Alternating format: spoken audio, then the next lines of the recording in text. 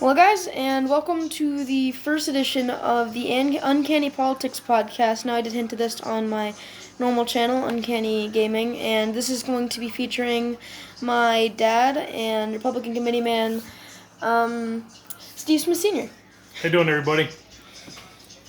So, we actually picked an opening topic for this first podcast, and it's actually going to be around a recent article around a day and a half ago about a man who put his neck on a 2-year-old white toddler's neck in the name of BLM. His name was Isaiah Jackson. He's When we say BLM, we mean Black Lives Matter, not the Bureau of Land Management. And we have a picture, and I'll pull it up right now. This is the Snapchat picture that he posted on Snapchat, and you can see his girlfriend's or someone else's hands holding the 2-year-old's arms behind. I don't know if it's a boy or a girl. Their back, and the kid's crying, and you could see right on the bottom it says BLM now. This is something that I actually did a bit of research about this right beforehand, and this is something neither CNN or NBC has reported on, at least in article form. Local news articles in my area and the Washington Post have so far, which is something I'm happy to see, and it's been something. This is heavily based on race. The 2-year-old didn't have anything to do. The kid didn't do anything wrong. The guy did it just because the kid's white and it's for Black Lives Matter. It's based off the race, and I haven't seen many people call him racist besides 2 articles that I've read. It's stupid. This guy he It's has not stupid, it's disgusting. He hasn't been charged yet with anything, which is I can't believe. It's been a day and a half, and I feel like that's even too long. He needs to be prosecuted. He's only in jail. He needs to put in prison because he abused a kid based off race. Well, hold on, I got an update here. He has been incarcerated. It's just insane. I can't believe it. And with all of that going together with this, and with BLM has just done so much stupid stuff. They're raiding malls and shopping marts for no good reason. They're pulling people out of their cars because when they do those rallies, some rallies aren't blocked off from the main streets, so people can just walk in, drive in, without knowing that there's a protest going on. And if they're white, they're most likely going to get beat up. That's just how those rallies go, and it's a disgusting thing to see. It's unbelievable. And then you see that picture of Isaiah Jackson putting his neck on a little white boy's neck. And I'm pointing out that it's white because that's why he did it, because the boy is white. And you can be sure if it was reversed, this would be national news even on NBC and CNN. If the race is reversed. Imagine a white guy putting his knee on the neck of a young black toddler. Everybody should be disgusted. Let's go back to George Floyd. Everybody was disgusted what happened to George Floyd. No matter he had a criminal past or not, he shouldn't have had his knee on his neck for 8 minutes or whatever. But there's not one single shred of evidence there was any racist intent in that incident. In this picture, it's purely based off race. Not only that, with the caption BLM, it's obviously based off race.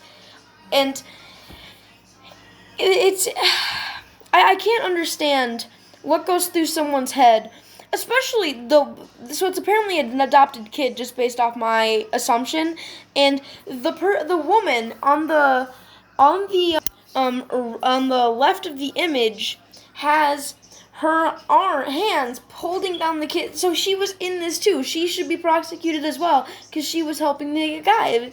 And of course not exactly, but maybe not the same punishment. But still, she helped the person. Well, the I heard, the mother was not there at all. I don't know if they were the woman holding the toddler's arms with the babysitter, and that's the babysitter's boyfriend. There's not too much released on it just yet. We've only read around 2 articles because there's only around 3, and one of them we didn't know much about. So, we tried to look up Isaiah Jackson's criminal record. We couldn't find too much.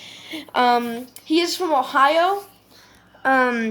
He's 20 years old, and it's something that I can't believe someone would actually do just based off race. Because you talk about white on black racism constantly in the U.S., but then you see this, and there's only like 3 articles and 2 news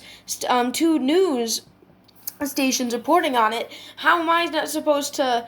It's disgusting. If anything, it's a double standard in that kind of way, because there's just so much going on with BLM and white on black police brutality. And the George Floyd incident was not a problem of racism. It was a problem with police brutality and being untrained. Because that cop, he put his knee on George Floyd's neck, and that wasn't right. That was the complete wrong thing to do. And I'm not saying that if a black guy did that to a white person who he pulled over, that it wouldn't have made, that probably would have made national news too. But maybe it might. But the thing is, it would have probably had the same amount of attention. It might have taken a bit longer to get noticed, though. Just like this incident of a 2-year-old toddler has taken 2.5 days to even hit local news stations, and that's just disgusting in every single manner. Black Lives Matter don't care unless the blacks that get killed is by hands of a white person. Simple as that. Because black on black crime is if potent, if not more, than white on black crime. But you don't see that at all. No one talks about that because it's not racism. It's just idiocy in that kind of case. And people I wouldn't mind BLM. Now, I'm like, the way they're going about this, raiding stores and beating up people on the streets for no good reason, even if the white person there is trying to support the BLM movement, they'll still beat them up just because they're white, and that's racist. But you don't see CNN talking about how racist that is. You see them talking about how BLM is protesting and it's change, and it's not. It's not good change at all, because it doesn't matter what they're fighting for. BLM, Black lives do matter. That's a fact. Every life matters. That's the fact. But their argument for being allowed to beat up people on the streets and raid stores is because even though if a white person says all lives matter, you're seen as excluding black people because black people's lives matter more right now, and I've seen that argument a lot, and I don't really see how, because maybe if people, I would agree with everything they're saying if first off they weren't violent in their protests, they were actual peaceful protesters, and if second, if they would finally point out black on black crime and how people of the same race shouldn't be attacking each other for petty for just committing a crime, mugging. It's I can't really fathom why they have to point out white on black crime, which is so say we have 4 categories. We have black on black, white on black, black on white, and white on white, right? And the black on black has more cases than white on black does, but they don't point that out. The smallest percentages of crime is white on black. If you go interracial crime between just blacks and whites, blacks commit over 85% of interracial crime is black on white. So Black Lives Matter is based on a false narrative, false premise of systemic racism, which does not exist in this country. It hasn't existed in this country since I've been alive. There's no system that's to go on it pinpointing blacks. Blacks commit, they're only 30% of the population, commit over 50% of the violent crime in this country. That's why they have more interaction with the police. So we did the police are going to get to the fact they'll no longer arrest black people for fear of losing their job, fear of being part of this cancel culture. So It just boggles my mind what's happening in this country right now. Which is just pointing out the cop, and then the cops will still get shamed for not doing their jobs if they don't arrest the black. And they won't point out that the person's black. It's just there's no way the cops can win in this situation. And I was actually originally going to make the background for my picture on this channel, the American flag with the blue stripe going through it for the police. But I first off, I couldn't edit it too well together. But I wonder how many nasty comments I would have gotten about how the police are racist and they need to, and it doesn't make any sense, and it's idiocy in every single definition of the word. And it's not like Black Lives Matter doesn't have a history of being violent during their protests. It's something that kind of ran in the Black Lives Matter movement for a long time, and this whole George Floyd thing has kind of had a resurgence because Black Lives Matter has been quiet for a couple of years, and then George Floyd dies, and no matter if he was a criminal or not, like my dad said, he didn't deserve to die that day. The cop was undertrained, and people are pointing out how cops need to be trained better, and that's what I feel like people should be pointing out, not that the person that died was black. Yeah. That's not what they should be pointing out at all. What they should be pointing out is how unwell trained that cop was. Here's what happened. We're so indoctrinated from the media, from our schools, that anything automatically that's white on black is considered racist. Like the Ahmaud Arbery case of when he was so-called jogging, even though he was a criminal too, because he was fighting over a gun with the one guy and it went off. He was defending himself. But it made it automatically a case of racism. But there's no proof of racism in either the case of the George Floyd or the Ahmaud Arbery. It's just people have been indoctrinated. Their knee-jerk reaction is to automatically label anything that's white on black as racism. Black on white, not so much. It's not racist. It was just violence. They won't even in the case. They wouldn't even hardly ever mention the race. Especially CNN and MSNBC. They would just talk about the violence. They wouldn't talk about what the race was. And I don't really. And you see white people agreeing with the black because they don't like people lose their jobs over this kind of stuff.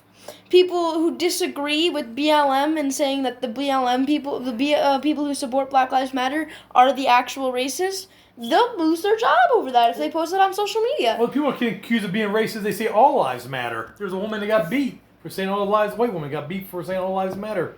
And so in that case, Black Lives Matter people who in Black Lives Matter get offended when people say all lives matter because they think that saying that excludes black. And where in all lives matter do you find all lives except black matter?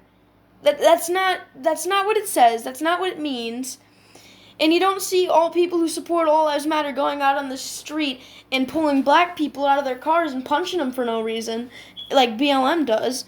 Or you don't see them burning the flag for no good reason. I just can't understand it.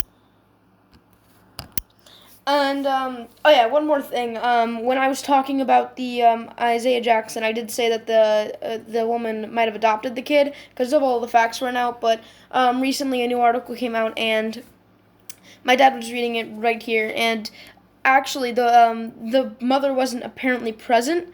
Maybe the woman was babysitting, and that was her boyfriend. No one really exactly knows what actually happened, but that's all for this first podcast. And we're probably going to be doing these around every Thursday is what we talked about, just once a week. And I'm hoping that this doesn't get taken down by YouTube. Thank you guys so much for watching. Bye-bye.